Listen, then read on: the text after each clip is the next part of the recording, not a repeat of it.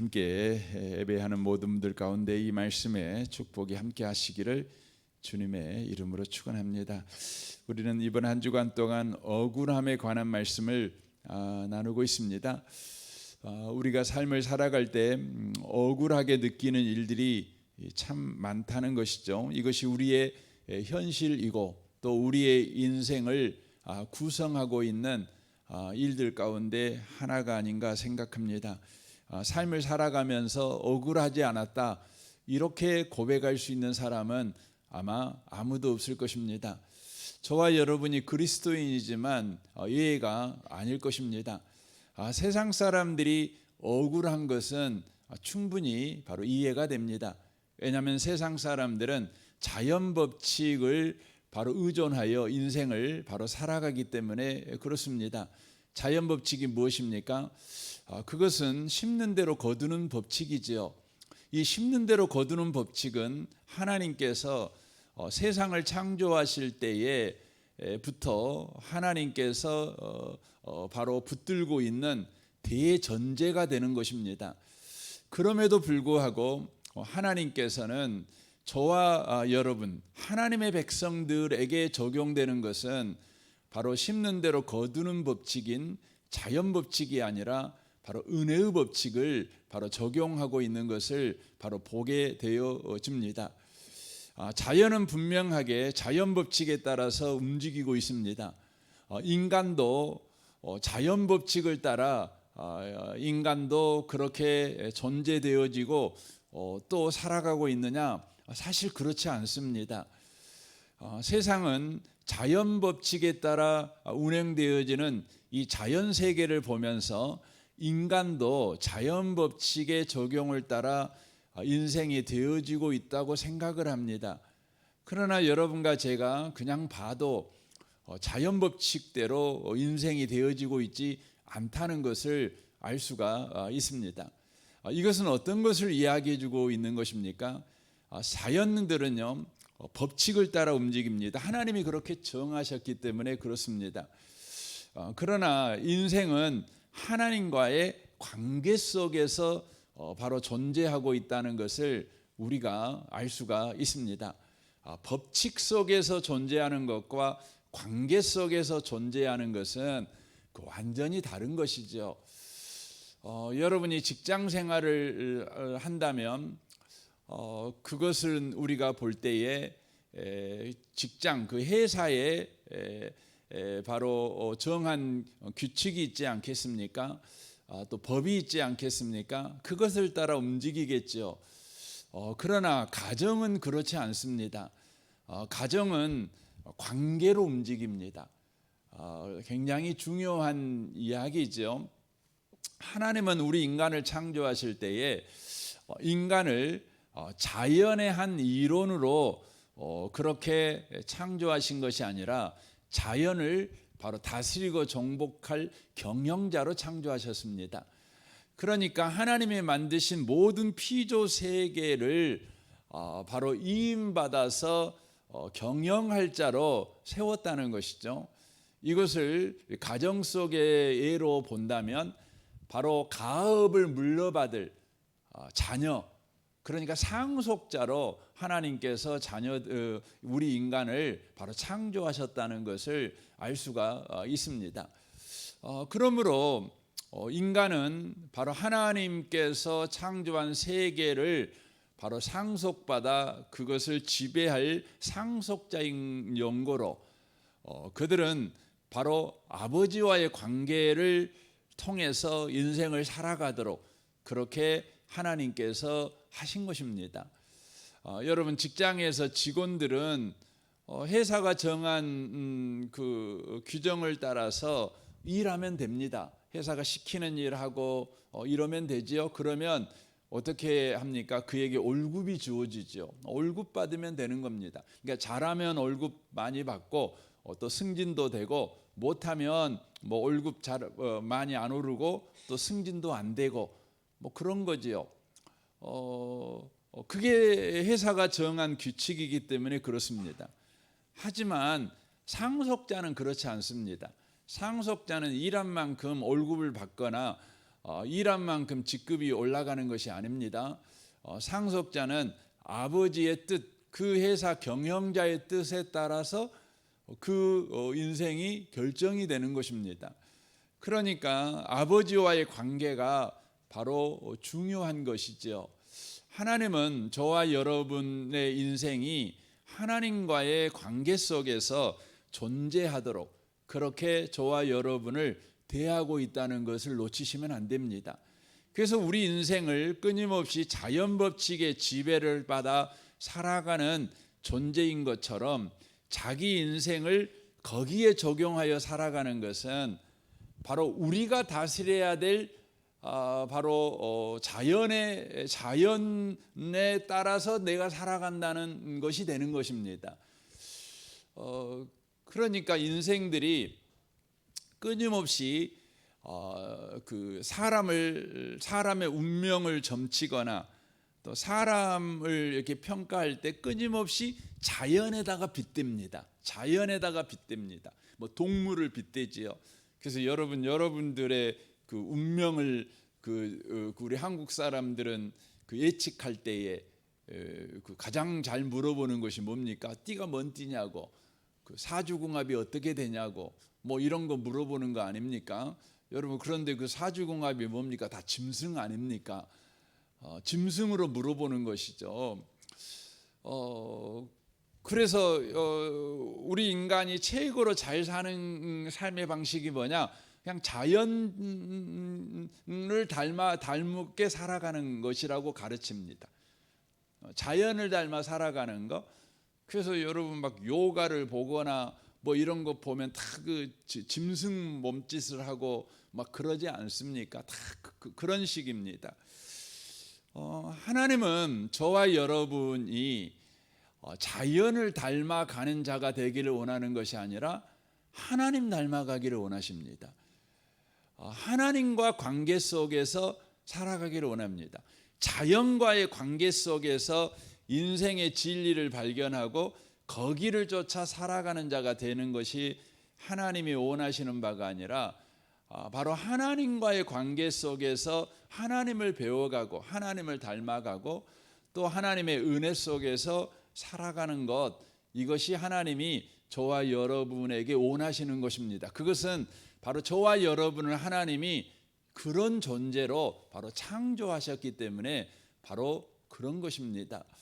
이것을 저와 여러분이 놓치시면 안 된다는 것이죠. 그래서 하나님은 저와 여러분이 계속해서 자라기를 원하십니다. 부모가 자녀를 향해서 원하는 게 뭡니까? 계속 자라기를 원하잖아요. 성장하기를 원하죠. 성숙해지기를 원하지요. 어떤 그 어머니가 자녀를 보면서 하는 말을 들은 적이 있어요. 자녀를 보면서 그 너무 예쁜 거예요. 얘가 뭐 3살, 4살 먹었잖아요. 근데 너무 예쁜 거죠. 그 얼굴만 봐도 이쁘고 그냥 뭐 하는 짓도 보면 너무너무 이쁘고 그런 거죠. 그냥 깨물어주고 싶고 늘 안아주고 싶고 그런 아이죠. 그러니까 그런 아이를 보면서 야, 너는 안 자랐으면 좋겠어. 너 이대로 그냥 있었으면 좋겠어. 이제 막 그런 걸 하잖아요. 여러분, 그건 저주의 말입니다. 여러분도 안 늙고 여러분도 그대로 있고 애기도 그대로 있으면 그냥 인간적으로 생각할 때 그대로 그냥 있는 게 낫겠지요. 근데 여러분은 늙어가고 병 들어가는데 애기는 그대로 3살로 그대로 있는 거예요. 여러분, 그거 어쩌라는 말입니까? 여러분, 그 30이 넘었는데 그 장애가 있어가지고 침상에 누워 있는 그 여자 아이 제가 TV에서 본 적이 있어요. 그 30이 넘었는데 애기예요, 애기. 그러니까 지능도 애기고 몸도 애기고 그래서 말도 못하고 근데 나이는 이제 30이 넘어가는 거죠. 그러니까 30이 넘어가는 그 아이를 데리고 있는 어머니는 몇 살이 됐겠어요? 아무리 뭐 20살에 나도 50살 아니겠어요? 뭐 25에 낳았으면 이제 55살, 이제 그 애가 뭐 막둥이나 된다. 그러면 벌써 60이 훨씬 넘어가는 거 아니겠습니까? 그 엄마의 소원은 뭔지 아세요? 엄마의 소원은 뭐냐면 말이라도 하면 좋겠다 이거예요. 엄마의 소원은 뭐냐면 얘가 화장실 혼자라도 갔으면 좋겠다는 거죠. 엄마의 소원은 뭐겠어요? 얘가 밥이라도 혼자 먹었으면 좋겠다. 뭐 그런 거 아니겠어요? 여러분, 사람은요 잘하는 것이죠. 부모는 그렇죠. 자녀가 잘하는 걸 원하지요. 하나님은 저와 여러분이 잘하기를 원하십니다. 잘하기를 원하십니다. 근데 어떻게 잘하기를 원하냐면 하나님과 친밀한 관계 속에서 잘하기를 원하십니다. 근데 그 하나님과 친밀한 관계가 뭐냐? 그것은 믿음의 관계입니다. 그래서 여러분 히브리서 10장부터 지금 12장까지 지금 이야기하고 있는 게 뭐냐면 믿음에 관한 이야기거든요. 히브리서가 쓰여질 당시에 어마어마한 핍박이 가해지고 있습니다. 바로 역성경학자들은 이 히브리서가 쓰여질 당시가 도미티안 황제의 핍박이 있었을 때다 이렇게 봅니다. 여러분 요한계시록도 도미티안 황제의 핍박이 있었을 때에 쓰여진 것이라고 봅니다. 그러니까 어마어마한 핍박입니다. 그 네로 황제의 핍박은 노마 시에서만 일어났던 핍박입니다. 엄청났죠. 그렇지만 도망갈 수가 있었어요. 그렇지만 이 도미티안 황제의 핍박은 어떤 핍박이었냐면 노마 황제가 다스리는 모든 지역에서 일어났어요. 그러니까 피할 수가 없어요. 도망갈 수가 없어요. 정말 무서운 핍박입니다. 그런 핍박 속에서 사람들이 신앙생활을 제대로 하겠습니까? 우리나라에 여러분 코로나가 온 이후에 우리의 신앙의 수준이 막 폭로되잖아요. 전염병이 도니까 우리의 신앙이 어느 정도 수준이었는가가 막 들통나는 거 아닙니까? 그런데 그것보다 훨씬 더 무서운 바로 핍박이 가해지는 것입니다. 죽이는 겁니다. 그런 와중에서 이들이 어떻게 살아가야 되는 거죠? 이런 일 천재지변보다 더 무서운 이런 일 가운데서 어떻게 사람은 살아가야 되는가? 어떻게 살아야 사람답게 그래도 살 수 있는가? 사람의 품위와 사람의 아름다움을 지키며 살아갈 수 있는가? 사람의 소망과 사람의 믿음과 사랑의 사랑을 놓치지 않고 어떻게 하면 살아갈 수 있는가? 아버지가 아버지답게, 엄마가 엄마답게 이런 상황에 살아갈 수 있는가? 그건요 하나님과 좋은 관계를 가졌을 때예요. 어떤 상황에서도. 근데 그 좋은 관계가 뭐냐? 하나님을 믿는 관계예요. 하나님을 믿는 관계인데 바로 그것은 하나님이 나를 믿어주듯이 내가 하나님을 믿는 거예요. 하나님이 나를 사랑하듯이 내가 하나님을 사랑하는 그 관계죠. 여러분과 저는 하나님을 믿고 살아라 이것을 너 교회 열심히 다녀. 당신이 교회 안 다니면 교회가 다 문 닫잖아. 당신이 헌금 안 하면 교회가 어떻게 운영되겠어? 교회 이 땅에 필요하잖아. 그러니까 하나님 믿어. 교회 다녀야지. 이게 아닙니다. 여러분 하나님을 믿어야 되는 중요한 그 근본적인 이유는 뭐냐면 사람이 사람답게 살기 위해서예요. 중요한 것이에요. 사람이 사람답게 사는 거예요. 아무리 전염병이 나돌고 아무리 전쟁 중에도 여러분 사람이 사람다워야지요. 사람이 사람의 품위를 지켜야지요. 사람이 사람답게 행동해야지요. 사람이 사람답게 생각을 해야지요. 사람이 사람답게 말을 해야지요. 사람이 사람답게 꿈을 꿔야 될 거 아니겠어요? 여러분 그래야 되지 않겠어요? 여러분 그런 일은 다 어디에서 나오는 거죠? 여러분 그런 일은 모두 다 야고보서에 말하고 있는 것처럼 하나님으로부터 오는 거예요. 여러분 사람은 전쟁 나가잖아요. 그럼 전쟁을 보고 있으면 그 전쟁에서 사람이 얻는 교훈은요. 여러분 참 그 동물적으로 살아야 된다는 것밖에 못 얻어요. 여러분 그런 전쟁 상황에서도 하나님을 믿어요. 하나님을 의지해요. 하나님으로부터 내려오는 은혜를 우리가 믿어요. 하나님의 소망을 믿어요. 여러분 그럴 때 저와 여러분 동물처럼 행동 안 해요. 그때 저와 여러분은 그럼에도 불구하고 품위 있게 행동해요. 명예롭게 행동해요. 소망 있는 행동을 해요. 사람답게 살아요. 중요한 것입니다. 그러니까 이 히브리서 기자가요, 그런 와중에서 사람들이 이성을 잃죠. 사람들이 짐승처럼 행동한다니까요. 사는 게 중요해요. 생존하는 게 중요해요. 그러려면 어떻게, 전쟁에서 여러분 생존하는 방식은 뭐예요? 남 죽이는 거죠. 그 방법 외에는 없어요. 믿음을 가지라는 것입니다. 그러면서 11장에서 믿음을 가진 사람들이 어떤 삶을 살았는가를 소개해요. 믿음의 사람들은 이런 삶을 살았다. 아무리 돈으로 유혹해도, 아무리 권력으로 유혹해도, 아무리 핍박이 와도 그들은 사람다운 소망을 잃지 않았다. 이걸 11장에서 이야기해요. 그래서 여러분과 제가 왜 예수 믿어야 되냐? 그건요, 주일날 놀러 안 가고 교회 가게 하기 위해서 예수 믿는 게 아니에요. 여러분 예수 믿는 일은 뭐냐면, 여러분과 제가 늙든지 병들든지 돈이 있든지 여러분이 평생 그냥 사원으로 살든지, 여러분이 그냥 가난하게 살든지, 어떤 상황에 살아도요 멋있게 사는 사람이 되는 거예요. 근사하게 사는 거예요. 이게 뭐냐면 예수 믿어야 될 이유예요. 하나님의 은혜 속에 사는 거죠. 근데 우리는 믿음을 우리는 그렇게 생각 안 하거든요. 그래서 우리는 믿음을 귀하게 생각하지 않아요. 당장 우리에게 돈이 있어야 된다고 생각하잖아요.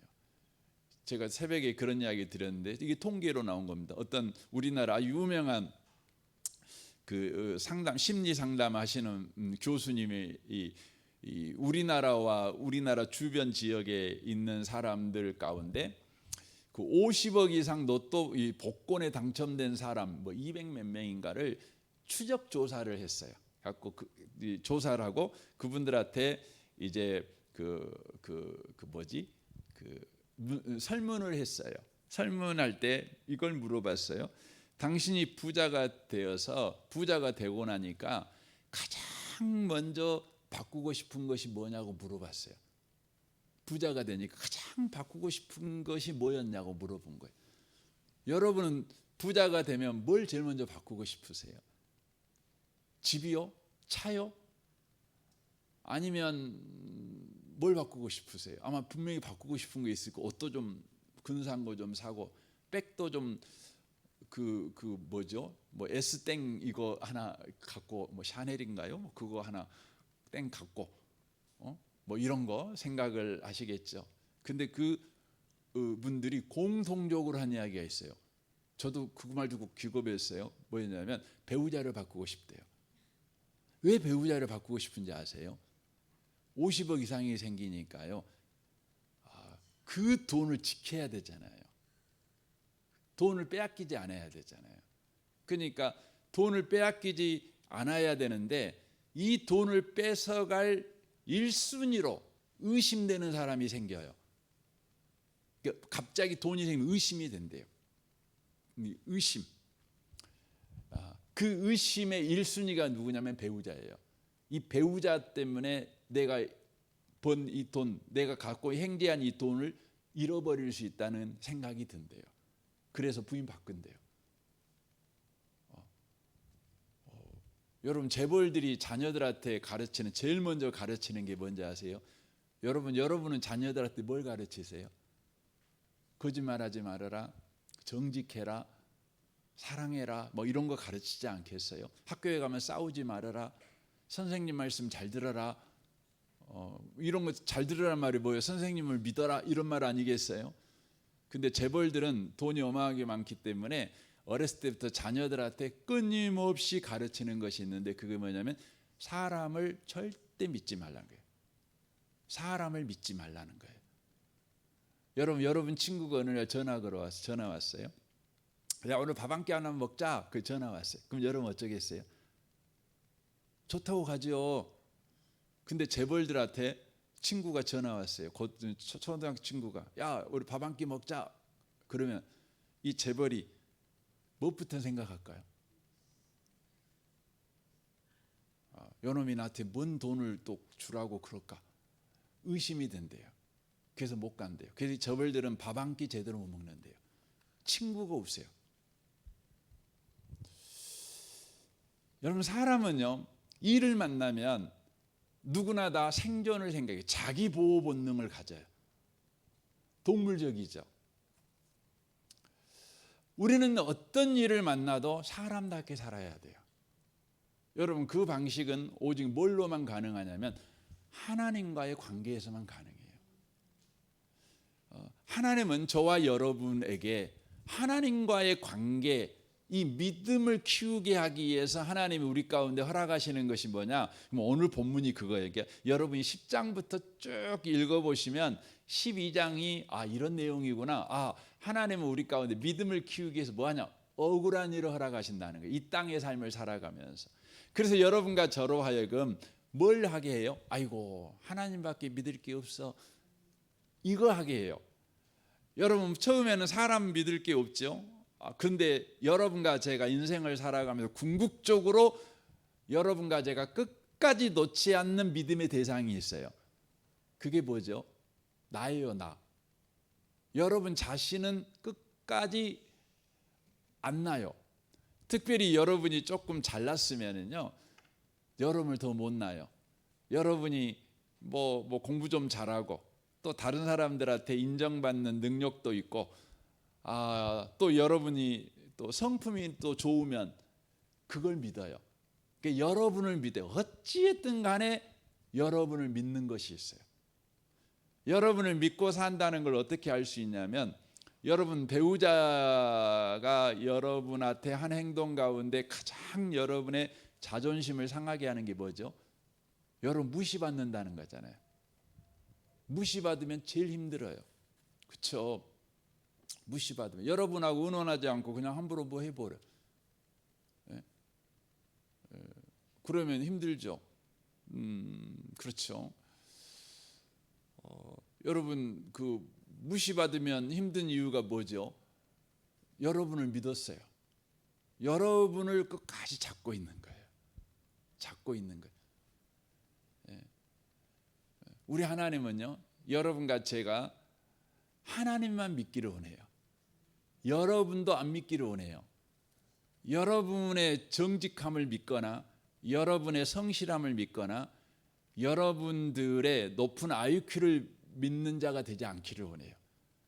오직 하나님만 믿기를 원해요. 하나님의 정직함과 하나님의 성실하심과 하나님의 전능하심을 믿기를 원하셔요. 그래서 우리의 삶에 뭘 허락하신다고요? 억울함을 허락해요. 그래서 여러분 억울하세요? 그러면 여러분이 금방 아셔야 돼요. 뭘 아셔야 돼요? 아직도 내가 나를 믿구나. 그래서 하나님께서 이스라엘 백성을 40년 광야 생활하면서 하신 게 뭐지요? 높이기도 하고 낮추기도 해서 뭘 알게 하겠다는 거죠? 네 마음이 어떠한지. 그렇죠? 거기서 말하는 네 마음이 어떠한다는 게 뭐죠? 그게 뭐냐면 사람이 떡으로만 사는 것이 아니고 하나님 위해서 나오는 모든 말씀으로 산다. 이 말씀은 여러 가지로 해석될 수 있지만 오늘 아침에 설교 우리 말씀을 우리가 흐름으로 보면 이렇게 될 수도 있어요. 사람이 떡으로만 사는 것이 아니요. 이 말은 본능이에요, 본능. 먹고 사는 건 본능이에요. 그렇죠? 자기 보호 본능 아니겠습니까? 이게 사람은 자기 보호 본능으로 사는 게 아니에요. 하나님의 말씀으로 살아요. 하나님의 말씀으로 산다는 말은 무슨 의미냐면 하나님은 하나님의 말씀대로 일하셔요. 그러니까 하나님과의 관계 속에서 저와 여러분이 산다는 걸 알아요. 우리 자신에 대한 보호 본능이 아니라는 것이죠. 그래서 하나님은 예수님을 소개해요. 예수님도 억울했다는 거죠. 그런데 예수님은 그 억울함 가운데에서 넘어지지 않으셨어요. 끝까지 십자가를 지셨죠. 자기 온대로 안 했죠. 아버지 뜻대로 하셨죠. 그 이유가 뭡니까? 그 이유가 뭐냐면 바로 억울한 일을 주신 그 하나님의 의도, 하나님의 목적을 예수님은 분명하게 알았기 때문에 그래요. 바로 십자가 너머에 바로 하나님 우편의 보좌, 그 영광을 아셨기 때문에 그런 것이죠. 저와 여러분에게 억울한 일이 있었을 것이고 아직 그 억울한 일이 해결이 안 되어 여전히 여러분 마음에 분노가 있으신 분도 계십니다. 또 오늘 또 억울한 일이 있을 것이고 여러분 평생에 억울한 일이 계속해서 생길 것입니다. 그때마다 저와 여러분이 놓치지 않으셔야 되는 것은 바로 하나님께서 저와 여러분에게 하나님만 믿는 믿음을 바로 갖는 자가 되게 하시기 위해서, 그래서 어떠한 경우에서도 어떠한 상황에서도 바로 하나님의 형상을 가진 자의 품위와 그 근사함을 바로 잃어버리지 않는 자가 되게 하시기 위함이라는 것을 저와 여러분이 놓치지 않으셨으면 좋겠습니다. 이 아침에 오신 복 있는 성도 여러분, 여러분은 하나님의 자녀입니다. 그러니 여러분에게 억울한 일도 생깁니다. 돼지에게 하나님은 억울한 일 안 줘요. 여러분 소에게 하나님은 억울한 일로 그를 훈련시키지 않아요. 여러분이 하나님의 형상을 가진 사람이니까, 하나님의 자녀니까, 여러분이 상속자니까 하나님이 저와 여러분에게 억울함이라는 훈련 과목을 우리 인생에 주셔서 오늘 또 여러분 인생에 억울함이라는 공부를 하게 하시는 것입니다. 오늘 또 믿음이 자라는 복 있는 하루가 되시기를 주님의 이름으로 축원합니다. 아멘. 우리 같이 기도하겠습니다.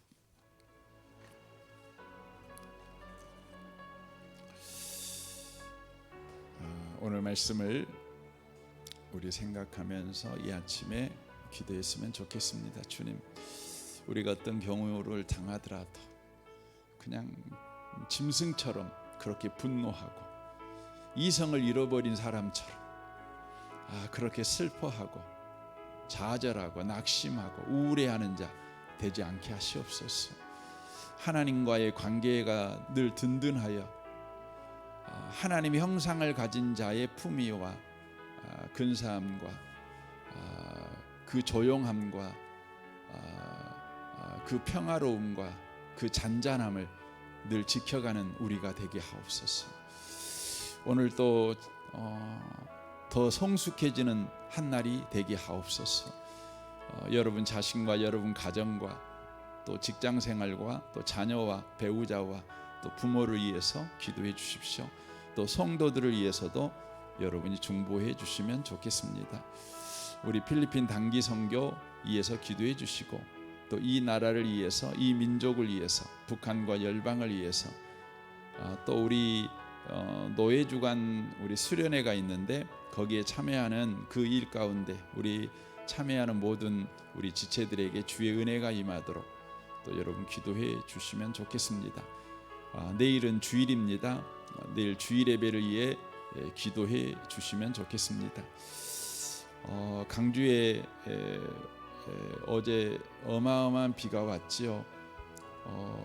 주님, 또 오늘 또 비가 여전하게 온다는 이야기를 들었는데 주님, 이런 상황에서도 사망사가 없도록 인명을 주님 지켜주십시오. 또 저들의 재산도 지켜주시고 저들의 생업도 하나님 지켜주옵소서. 주여 저들을 불쌍히 여겨 주옵소서. 여러분 기도해 주시면 좋겠습니다. 특별히 이렇게 농촌 지역은 이렇게 그냥 비들이 다 잠겨서 농사가 제대로 되려는지 어쩔는지 이렇게 걱정이 됩니다. 또 뭐 축산업 하시는 분들도 정말 망연자실한 것을 보게 됩니다. 주님, 저들도 주님 돌아보셔서 그런 상황에서도 소망을 잃지 않게 하여 주옵소서. 여러분 기도해 주시면 좋겠습니다. 우리 좋으신 주님께 우리 통성으로 구하겠습니다. 기도하겠습니다. 오 하나님 아버지 감사합니다.